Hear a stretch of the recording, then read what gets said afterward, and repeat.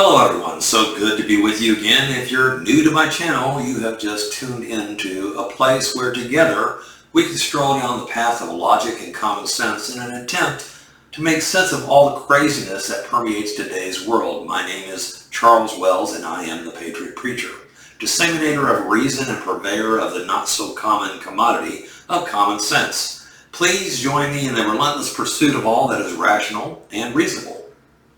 Something that's been lost in today's society, where every line of demarcation that makes sense of our reality has been effectively blurred beyond recognition. Today, my dear truth seekers, we are going to be discussing something quite astonishing to me, to be quite honest. Apparently, while I was living a quite ordinary life, working and doing my manly duty of supporting my family with the sweat of my brow, something transformational has occurred in humanity. An amazing evolutionary step or metamorphosis took place. To my amazement, there is now, apparently, no such thing as gender. According to many social justice warriors, there can be hundreds of genders. Gender is now malleable or can change, and pandering to the old binary system where men and women used to exist is just plain unsophisticated and bigoted. You'll have to pardon me for my sarcastic introduction into this particular topic, folks. After all, I do try my best to be at least somewhat receptive to others' opinions in many of the subjects we have broached on this channel, but quite honestly, this topic crosses the line into the area of absurdity. We were placed on this earth as men and women for very specific reasons, and because of those roles, we were made quite differently. Whether you believe as I do that these differences were created by God, or you believe nature made us this way, our differences are undeniable and quite concrete. The way I have always taught my children is this: men were created to be the strength of the family, and women were created to be the heart of the family. The influences of well-adjusted father figures and mother figures in a home, regardless of who monetarily supports the family, is incredibly important in raising children to be successfully integrated into our human society. If you don't believe that, simply look at nearly every inner city statistic on young people, especially young men, where the single mother rates soar to around 90%. The proof is in, folks. According to U.S. Census Bureau, 18.3 million children live without a biological, step, or adoptive father in the home. Consequently, there is a father figure in nearly all of the social ills facing America today. Children without fathers are 4 times more likely to live in poverty, 7 times more likely to become pregnant as a teen, more likely to have behavioral problems, more likely to face abuse and neglect, have double the risk of infant mortality, more likely to abuse drugs and alcohol, twice as likely to be obese, more likely to commit crimes and go to prison for those crimes, and twice as likely to drop out of high school. While it's certainly not impossible for a single mother or parent to raise a well-rounded child, the odds are certainly stacked against them. It has been my experience as an observer of these relationships and a part of them over time that children need their mother more when they're younger, but tend to need their father more when they get older. Men are certainly not more important than women, and vice versa. But the influences of both are ideal to raise an emotionally complete human being. What we're seeing events unfolding today that I would never have predicted.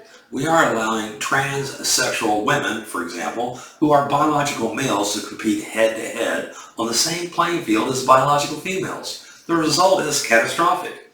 Mediocre transsexual female athletes are dominating the biological female athletes. As in most leftist forays into attempting to correct perceived injustices, women's rights have been completely abandoned.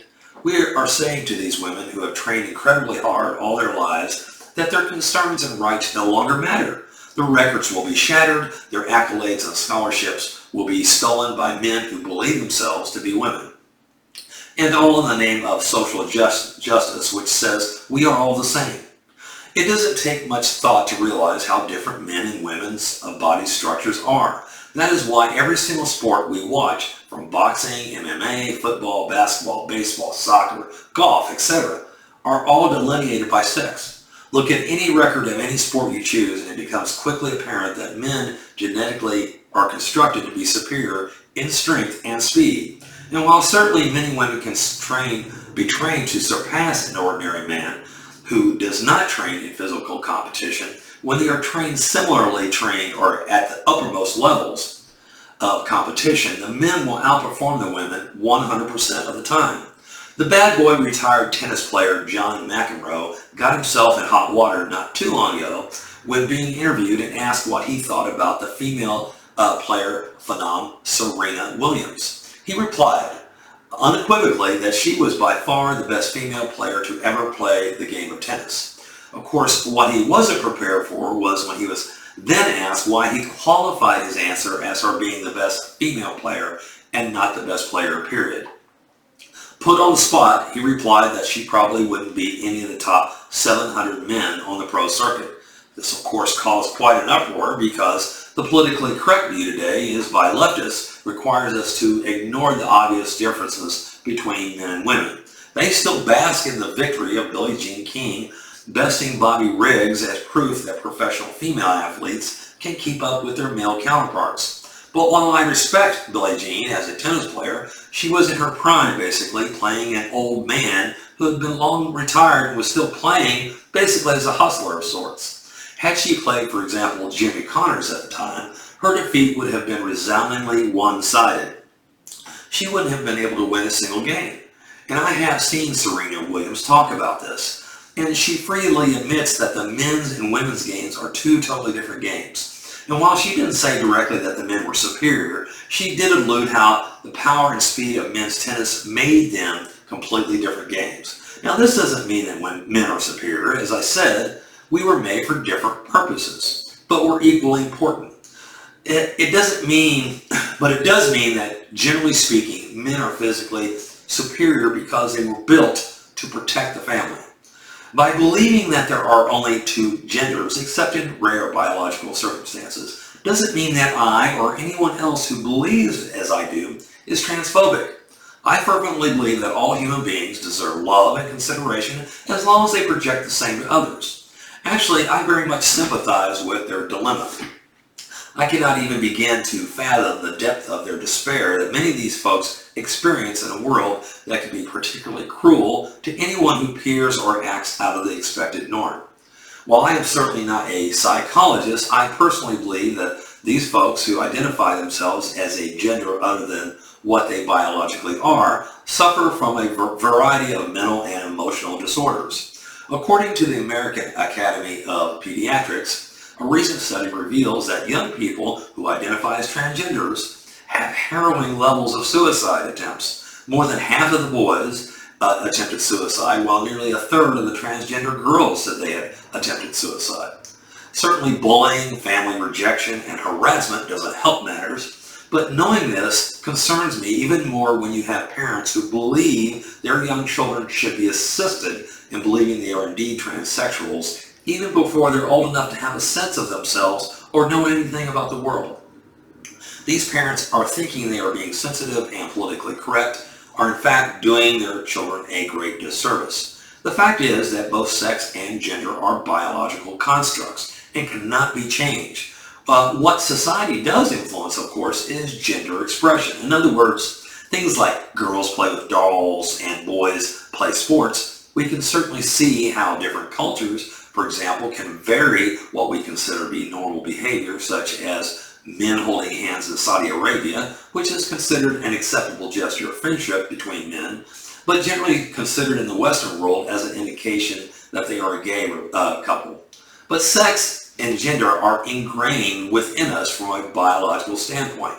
Aside from the obvious physical differentiations, even our brains have gender differences, which explains the differences in the general abilities of women and men. Women generally excel in language skills, fine motor skills, smaller muscles effectively, and emotional control. Men excel in spatial skills, logical reasoning, and math. The fact is that men and women think differently. I build decks and patio covers for a living, and I can tell you that from doing cost proposal for my projects with thousands of people over time, that the men, generally speaking, are much more easily able to grasp in spatial terms what I'm describing, while the women require pictures in most cases to understand what I was trying to convey. When giving directions, a woman will use things she sees, describing how to get somewhere, like wait until you see the large elm tree and turn after the Dollar Tree, while men will give spatial directions like go up 2 streets, take a left, then an immediate right. What I also notice is that women often confuse right and left when giving directions, indicating that their brains operate differently than men's. Again, this has nothing to do with what is better, it's simply different. Hormones are the main biological cause of gender differences. Testosterone and estrogen play a major role that lead to men behaving like men and women behaving like women. It is well documented that the hypothalamus of men is twice as large as in women, and that there are basically easily discernible differences between brain structures of men and women. Many studies have been conducted on young children to see whether their brains act differently based upon sex. What research showed is that newborn girls were far more interested in faces, suggesting superior social skills, while newborn boys were more excited by mechanical items, suggesting superior spatial and logical thinking. Humans typically have 23 pairs of chromosomes. The last pair of chromosomes determines whether a newly fertilized ovum or egg becomes a male or female. If the sperm that is fertilized, the ovum is carrying a Y chromosome, then the zygote will carry both an X and a Y chromosome, and the baby will be a boy. If the sperm carrying an X chromosome, then the zygote will have 2 X chromosomes and become a girl. These statements are empirical facts, and we know that at its very core is the cause of most physical differences in men and women due to biological differences in DNA. And once a child has undergone most of his or her early development as a male or female, those characteristics cannot be changed even by engaging in hormone therapy. In other words, the transsexual female does not lose all the strength, agility, and of a biological male just because he or she underwent hormone injections. One more thing. I have absolutely no problem in calling a transsexual male or female by whatever pronoun that is preferred by that individual. I would do that out of courtesy and respect for their wishes. However, I do draw the line when I become compelled by law to acknowledge that a man can become a woman or a woman can become a man. You see, folks, your freedoms end where mine began and vice versa. At the point where you compel me to think like you is where the constitutional line is drawn.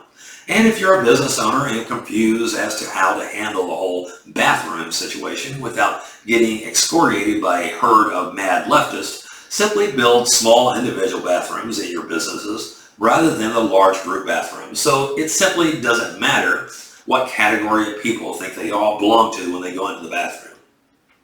So where does this leave us, ladies and gentlemen, if I can still use those terms? It leaves us just where we started before all this madness began. We are men and women. We are different, and we should celebrate our differences rather than pretend they don't exist. Men can be manly without being macho. Women can be feminine without being prissy. We're not the same or interchangeable as genders or as individuals. And when people do not fit neatly within our little parameters of what we consider to be normal, we should love them and accept them into the sea of humanity that is rife with imperfections. That is really the key to it all, isn't it? Love others as God loves you, and everything will work out in the end. So that's it. We've reached the end of another segment of the Patriot Preacher. I hope you have enjoyed our little foray into the world of gender confusion and virtue signaling. Please take the time to hit that little subscribe button in the bottom right corner. Take the time to make comments whether you do agree or disagree with anything I have said. Until next time, I hope you and your families are blessed as we have been. Goodbye and God bless.